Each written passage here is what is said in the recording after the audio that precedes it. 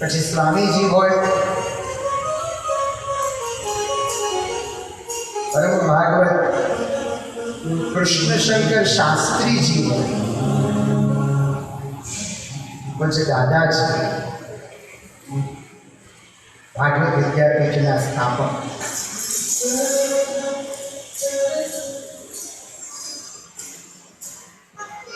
એના જીવનનો પ્રસંગ છે. એમના યુવાન પુત્ર કરદમનું મૃત્યુ થયું. કરદમ ઋષિના નામે પ્રસિદ્ધ હતા. અને એ સમયે એમને સંકલ્પ કર્યો કે મારો એક કરદમ મરી ગયો પણ હું હજારો કરદમ સમાજને આપીશ. એના ફલરૂપે, કારણ કે એ પણ વિદ્વાન હતા, અને એના ફલરૂપે આખી ભાગવત વિદ્યાપીઠ એમને પણ આપ્યું છે સમાજને. યાદ કરીએ આ મહાપુરુષોને. સિદ્ધપુરની અંદર દેવશંકર બાપા એમને સમાજને આપ્યું છે. આ બધા જે છે સમાજને કંઈક કંઈક આપવા વાળા એ બધા દત્ત સ્વરૂપ છે. અને તે જ ભગવાનનો છઠ્ઠો અવતાર થયો છે, દત્તાત્રેય અવતાર. સાતમા અવતારે દેવો વિષ્ણુ ભગવાનને કહે છે કે તમે યજ્ઞ સ્વરૂપે અવતર્યા છો. એવારી આઠમા અવતારે તમે ઋષભદેવજી સ્વરૂપે અવતર્યા.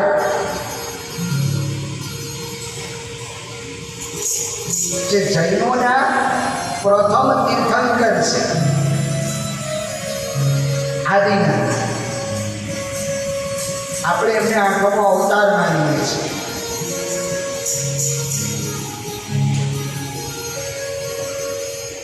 એક રાજાનો ધર્મ કેવો હોવો જોઈએ એ સમજાવવા માટે તમે પૃથુ થયા છો નવમા અવતાર.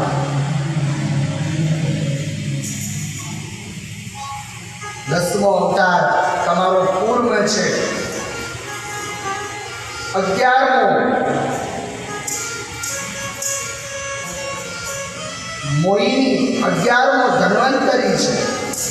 10મો અવતાર મત્સ્ય છે, 11મો કૂર્મ છે. 12મા અવતારે તમે ધન્વંતરી થયા છો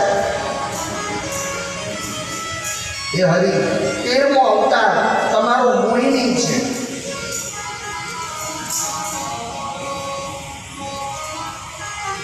ચતુર્દશમ નાગસિંહમ. 14મા અવતારે તમે નરસિંહ સ્વરૂપે પ્રખ્યાત 12 ભક્તની રક્ષા કરી છે. દેવો કહે છે પંચદશમ વામનકમ. 15મા અવતારે તમે વામન સ્વરૂપે પ્રખ્યાત છે.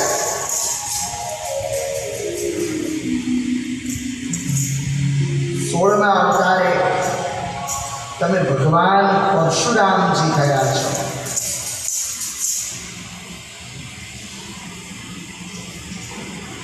17મો અવતાર તમારો વેદવ્યાસજી સ્વરૂપે છે।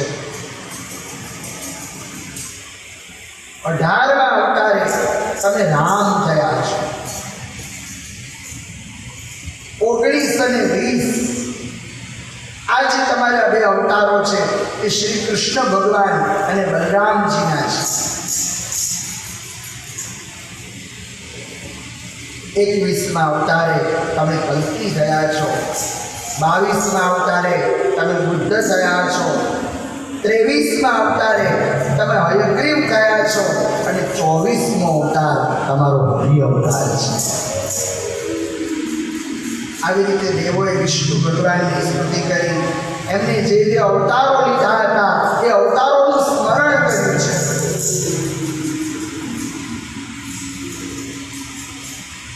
જેવું સ્મરણ કર્યું, વિષ્ણુ ભગવાન જાગ્યા છે, પ્રગટ થયા છે।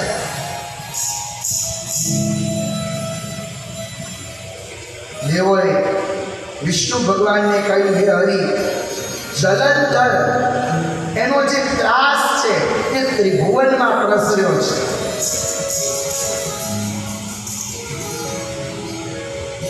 જલંધરે સ્વર્ગલોકમાં પોતાનું આધિપત્ય કર્યું છે। વિષ્ણુ ભગવાને સૌ દેવોને કહ્યું કે ચાલો આપણે જઈએ કૈલાસ, મહાદેવજીની સ્તુતિ કરીએ। હવે ભોળાનાથ જ આ અસુરનો અંત કરશે। વિષ્ણુ ભગવાન બધા દેવોને લઈ કૈલાસમાં ગયા છે, મહાદેવજીની સ્તુતિ કરી છે।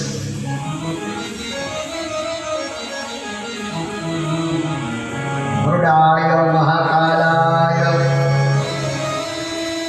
દેવદેવાય શાંભવે। તમે મૃડ છો, તમે મહાકાલ છો,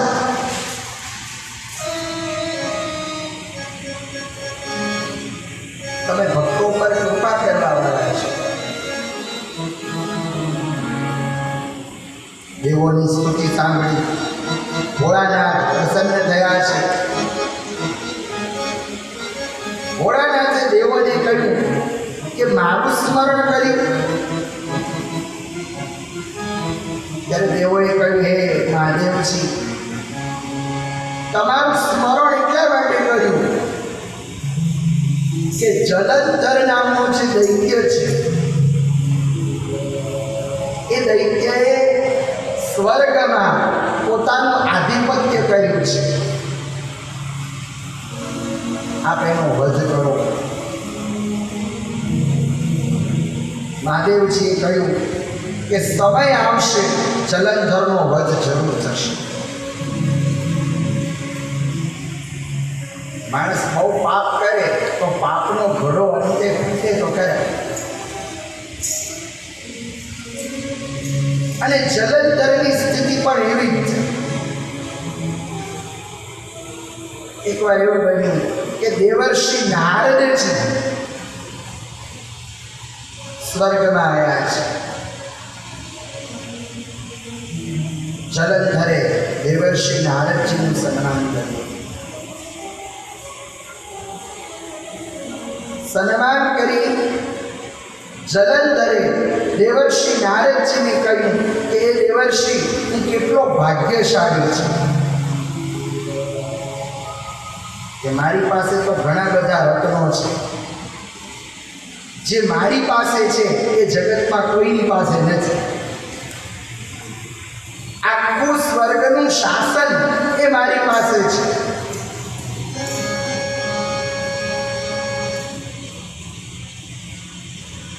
ત્યારે દેવર્ષિ નારદજીએ કહ્યું, હે જલંધર, તારી પાસે એક વસ્તુ નથી, તારી પાસે બધું જ છે, પણ મહાદેવજીની સાથે જે બિરાજે છે એ પાર્વતીજી તારી પાસે નથી।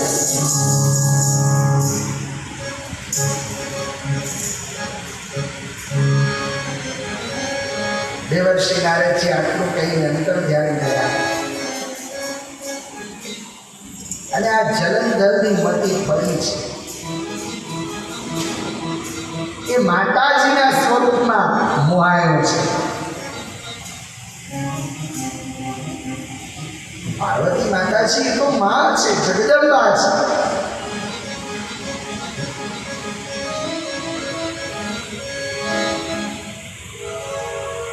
પણ મેં કીધું ને કે સમય આ જલંધરે રાહુને દૂત બનાવીને મોકલ્યો છે.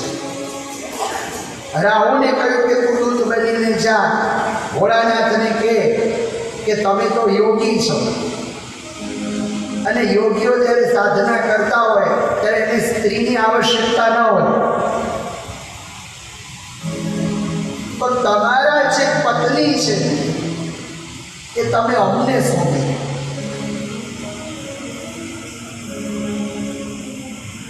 રાહુ દૂત બનીને ગયો છે, મહાદેવજી પાસે આવ્યો. જલંધરનો સંદેશ રાહુએ સંભળાયો છે. જેવો સંદેશ સાંભળ્યો મહાદેવજી ક્રોધિત થયા છે. રાહુને મારવા માટે ભોળાનાથે પોતાની જટામાંથી એક ગણ ઉત્પન્ન કર્યો. જેવો ગણ ઉત્પન્ન કર્યો, રાહુ માતાજીને શરણે ગયો. હે મહાદેવજી, હે જગદંબા, મારા અપરાધને ક્ષમા કરો. હું તો ચિઠ્ઠીનો ચાકર છું. જે સંદેશ જલંધરે મને કહ્યો એ સંદેશ મેં તમને સંભળાયો.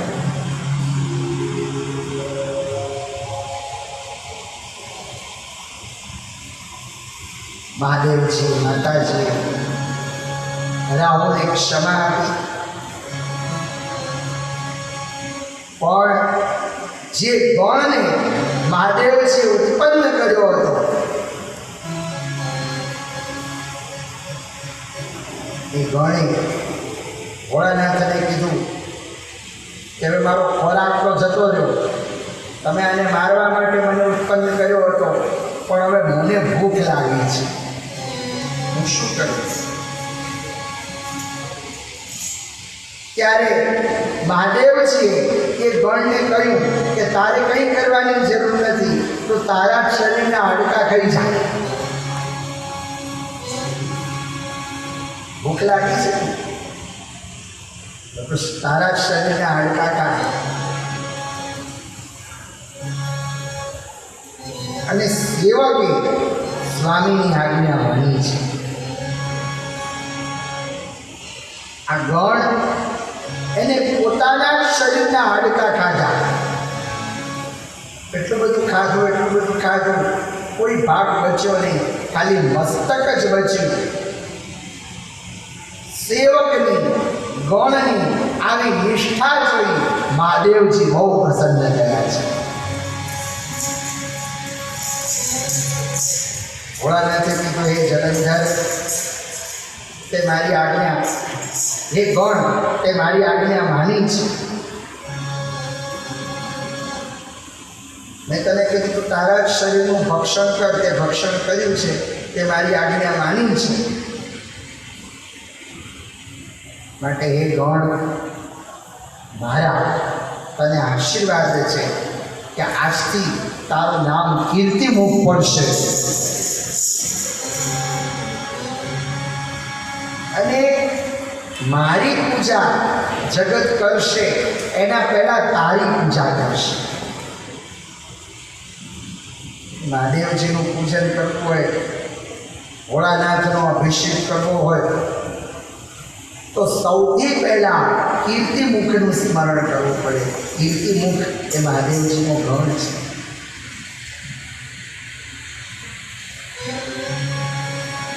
પછી તો મહાદેવજીનો સંદેશ રાહુલે જલંધરને કહ્યું કે યુદ્ધ કરવું પડશે. જલંધરનું અને મહાદેવજીનું યુદ્ધ થયું છે. તો મહાદેવજીના પક્ષમાં કોણ છે? વીરભદ્ર, કીર્તિમુખ, ચિત્રરથ, નંદીશ્વર, શૃંગી, ભૃંગી, ગણેશજી, કાર્તિકેય, આ બધા મહાદેવજીના પક્ષથી યુદ્ધ કરે છે. દેવો છે. પણ જલંધર જીતાતો નથી. આ જલંધર એ પણ માયાવી હતો. એને માયા કરી મહાદેવજીનું સ્વરૂપ લઈને કૈલાસમાં પહોંચી ગયો. માતાજી ચિંતિત થયા છે. પાર્વતી માતાજીએ જગદંબાએ વિષ્ણુ ભગવાનને બોલાવ્યા છે.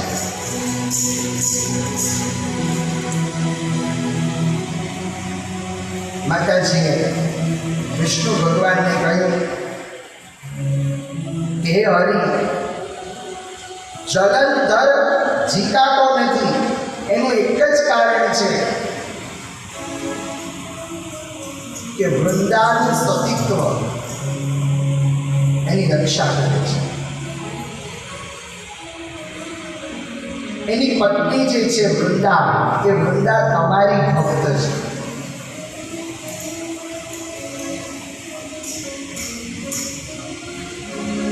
આ જલંધરનો ત્યારે જ ઉદ્ધાર થાય કે તમે વૃંદાનું સતીત્વ ભંગ કરો.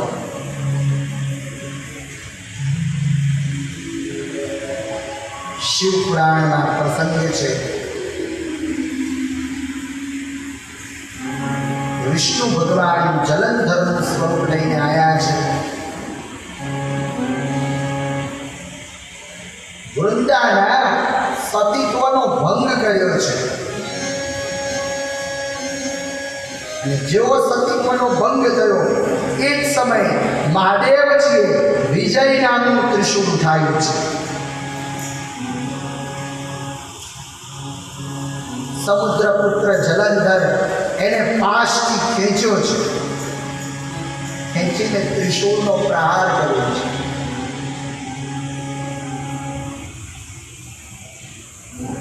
જલંધર એનું મૃત્યુ થયું છે. આ બાજુ વૃંદાએ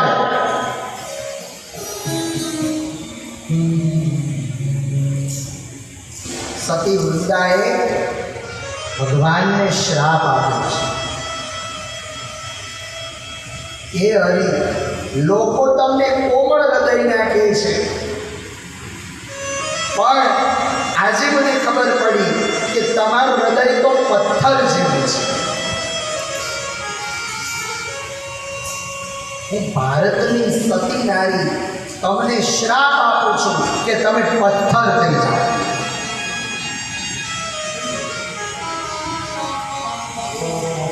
આટલું કહીને વૃંદા ભસ્મ થઈ ગઈ. વિષ્ણુ ભગવાન એ ભસ્મની સામેથી ઊભા નથી થતા. દેવર્ષિ નારદજી માતાજીની પાસે ગયા. જગદંબાને કહ્યું કે તમે કંઈક કરો. અને માતાજીએ શક્તિનો સંચાર કર્યો. એ જ ભસ્મ છોડના રૂપમાં પ્રગટ થઈ અને છોડનું નામ તુલસી પડી છે. તુલસી વૃંદાવનમાં પ્રખ્યાત એટલે વૃંદાવની કહેવાય. શિવપુરાણમાં તુલસીનો મહિમા છે. બીજી પણ એક કથા શિવપુરાણમાં સુતજી યાદ કરે છે. તમે વિચારો કે કથા મહાદેવજીની, પણ હરિનો કેટલો મહિમા છે. બીજો પ્રસંગ યાદ કર્યો છે જેવી કથા જલંધરની છે એવી જ કથા શંખચૂડની છે.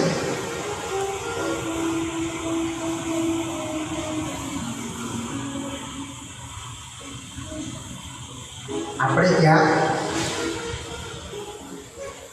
ધર્મધ્વજ અને કુશધ્વજ નામના બે રાજાઓ હતા. અને કુશધ્વજના પત્ની એમનું નામ હતું માલાવતી. એ માલાવતીને ત્યાં સાક્ષાત જગદંબા વેદવતી સ્વરૂપે પ્રગટ થયા એવી કથા છે. આ કથા દેવી ભાગવતમાં પણ છે. મોટો દેવી ભાગવતની જ કથા છે.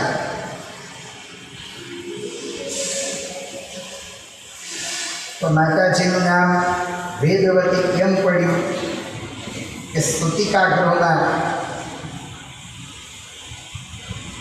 એ વેદ મંત્રનું ઉચ્ચારણ કરવા લાગ્યા.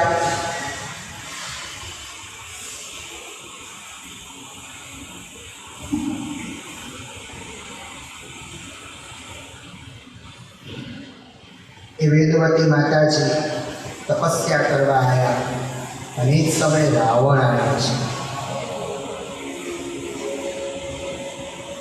રાવણે વેદવતી માતાજીને સ્પર્શ કરવાનો પ્રયત્ન કર્યો.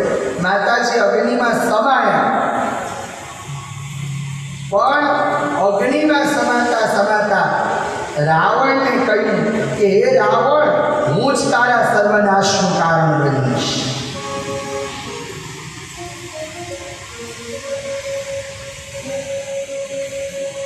એ જ વેદવતી માતાજી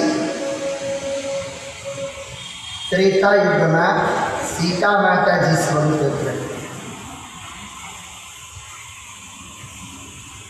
અને એ જ છાયા સ્વરૂપ માતાજીનું દ્વાપર યુગમાં દ્રૌપદી સ્વરૂપે પ્રગટ.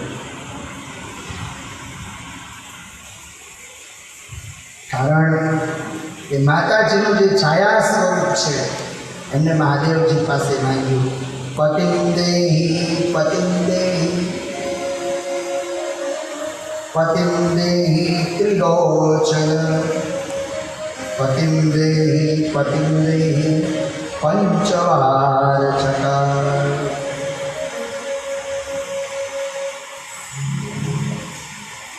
પાંચ વખત કીધું કે મને પતિ આપો, અને છાયા સ્વરૂપ દ્રૌપદી બની. એટલે આમ શક્તિ તિહાયણી કહેવાય માતાજી.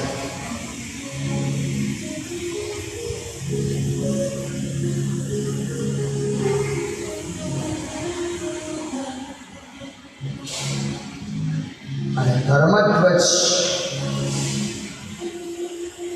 એમને ત્યાં સાક્ષાત જગદંબા તુલસી સ્વરૂપે પ્રગટ. એમનું નામ તુલસી પડ્યું. સંસારમાં એમની કોઈ તુલના ન કરી શકે માટે એમનું નામ તુલસી.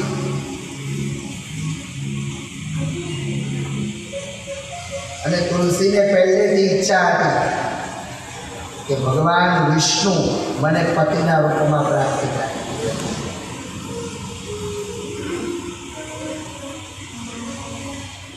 એટલે ભગવાન વિષ્ણુને મેળવવા માટે તુલસી બદ્રીનાથમાં ગયા તપ કરવા. તમે આજ પણ જોવો કે બદ્રીનાથમાં તુલસીની માળા બહુ હોય, તુલસીજી બહુ. એનું કારણ કે માતાજીની તપોભૂમિ છે. વેદવતી માતાજી પણ ત્યાં તપ કરે.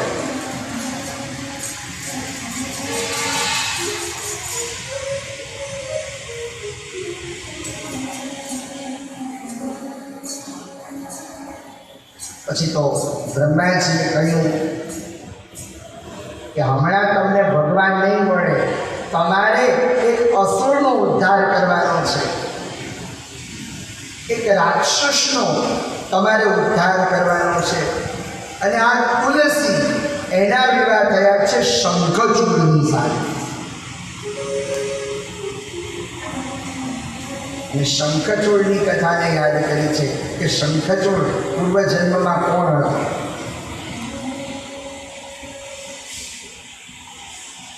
શંખચૂડ એ પૂર્વજન્મમાં ગોલોકમાં સુદામા નામનો ગોપ હતો.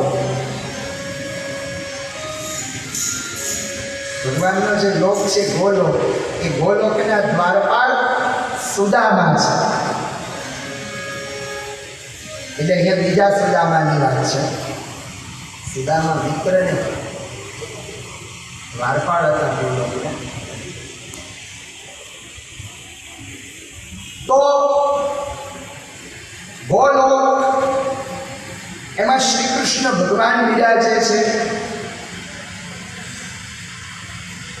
જેવી લીલા વ્રજમાં છે એવી ગોલોકમાં નિત્ય લીલા છે. ગોલોકમાં ગોકુલ છે, ગોલોકમાં યમુનાજી છે,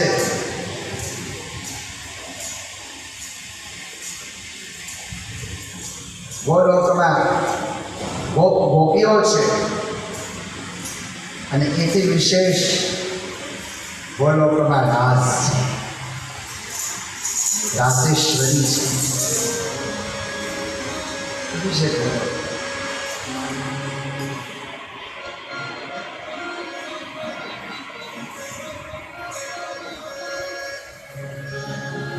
પણ શિવપુરાણ કહે છે કે ગોલોકની અધિષ્ઠાત્રી કોણ છે? તપ્ત કાંચન ગૌરાંગી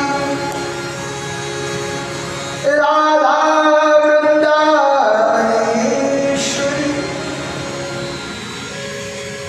વૃંદાવનેશ્વરી જેની કૃપાથી વૃંદાવન છે,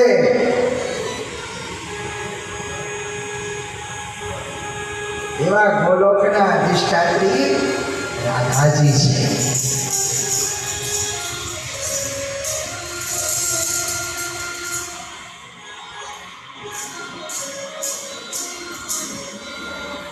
તપ્ત કાંચન ગૌરાંગી રાધા વૃંદાવનેશ્વરી. અને આ સુદામા નામનો ગોપ એને પોતાના જીવનમાં એક ભૂલ કરી કે એને રાધાજીને રોકવાનો પ્રયત્ન કર્યો. ગોલોક કથા એવી છે કે રાધાજી શ્રી કૃષ્ણ ભગવાનને મળવા જતા હતા. રાધાજીને રોક્યા, હમણાં આરામમાં છે ભગવાન, નહીં જઈ શકો. રાધાજીએ કીધું કે પ્રભુ આરામમાં છે, પણ હું આ ગોલોકની અધિષ્ઠાત્રી છું.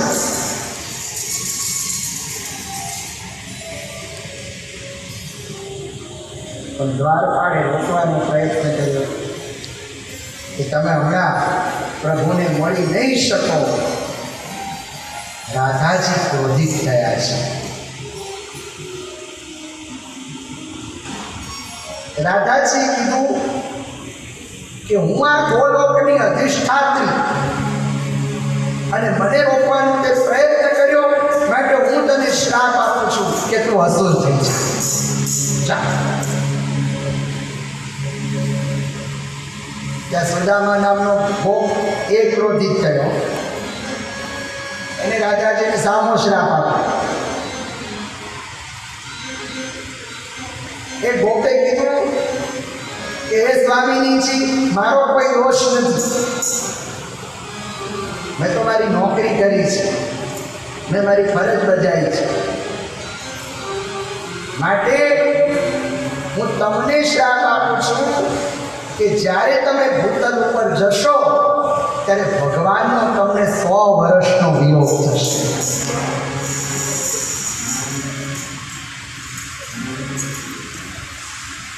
સો વર્ષ એવા હશે કે ઠાકોરજી તમારી પાસે નહીં હોય.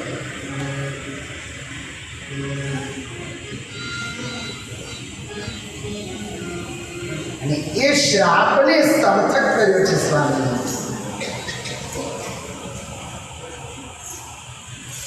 આમ જોવા જાઓ તો મનથી તો ઠાકોરજી અને રાધાજી સાથે જ છે, એવું નથી, જુદા નથી. પણ આ જે શ્રાપ છે એને સાર્થક ગણાય છે. નહીં તો તમે વિચારો કે ગોકુળથી મથુરા બહુ નજીક હતું. રાધાજી ઉત્સવ તો જઈ શકો,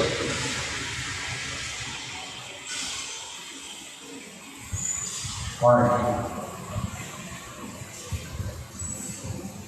પ્રિયતમે પ્રેમીનો વિયોગ પણ સહન કરવો પડે છે.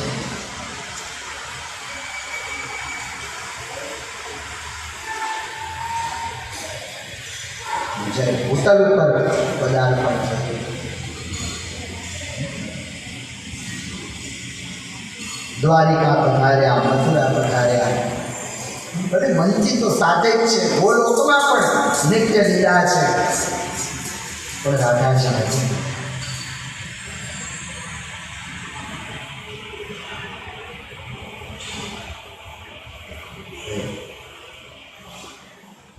પ્રેમનું મૂર્તિમંત સ્વરૂપ એટલે રાધાજી. પ્રેમ લક્ષણા ભક્તિ, પ્રેમ કેવો હોય અને પ્રેમ કેવો હોવો જોઈએ એ સમજાવનાર રાધાજી છે. આ બધા કથા પ્રસંગો તો લીલા છે કે તમારે કોઈ પ્રસંગને સમજવો હોય તો દ્રષ્ટાંત જોઈ સિદ્ધાંતને સમજવા માટે. મૂળ તો પ્રેમ સંપાદન કરે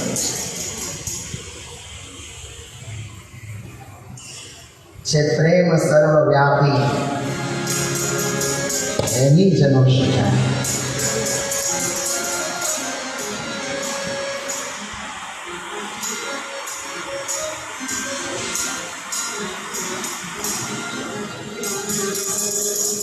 અને સ્વામીજીના ચરણોની ધૂળ પણ જો મળી જાય,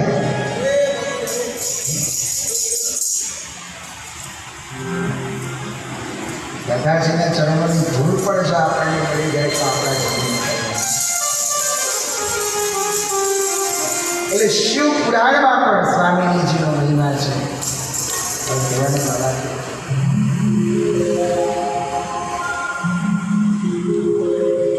કોઈ પણ પુરાણ લ્યો, શિવ પુરાણ લ્યો, સ્કંદ પુરાણ લ્યો,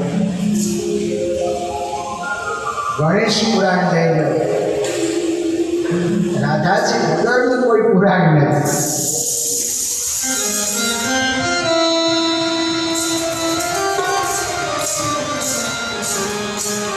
રાધે મેરી स्वाई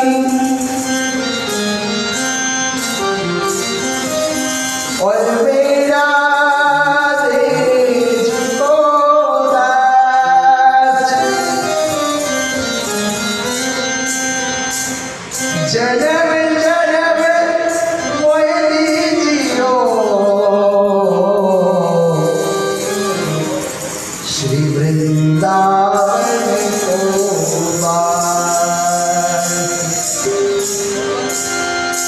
तो वरदान सो वन नहीं और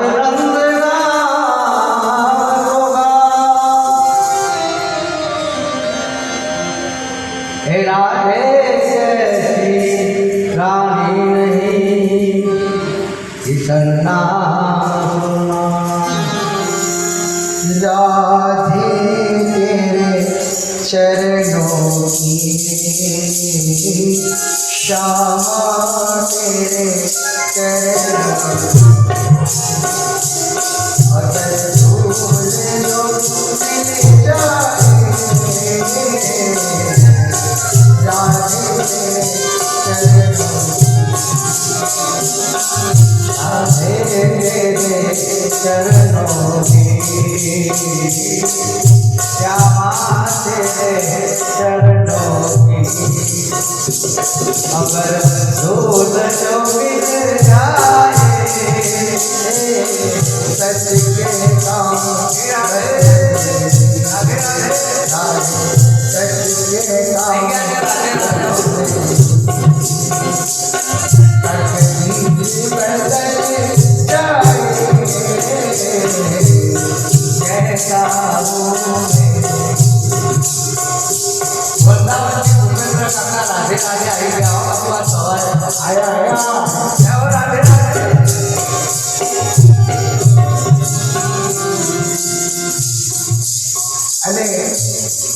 आखा प्रहलादને યાદ કરે મૂળ મણિનગરમાં એમનો નિવાસ એમને પણ મારી ભાગવતજીની કથા કરાયેલી છે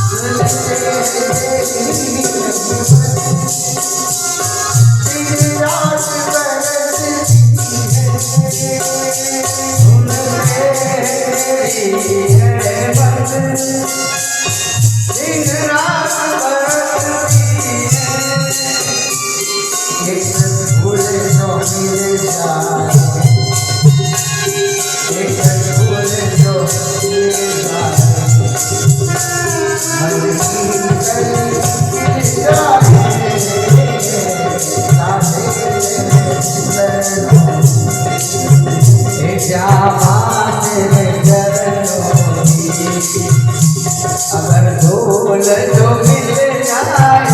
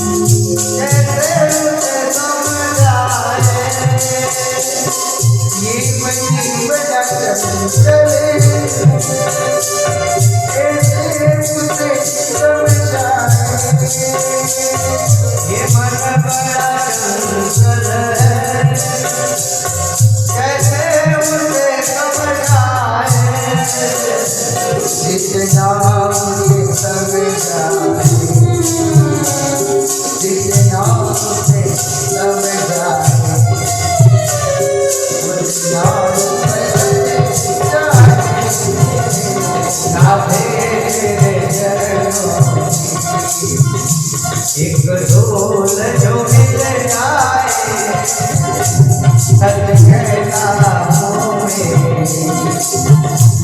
तकदीर बदल जाए राधे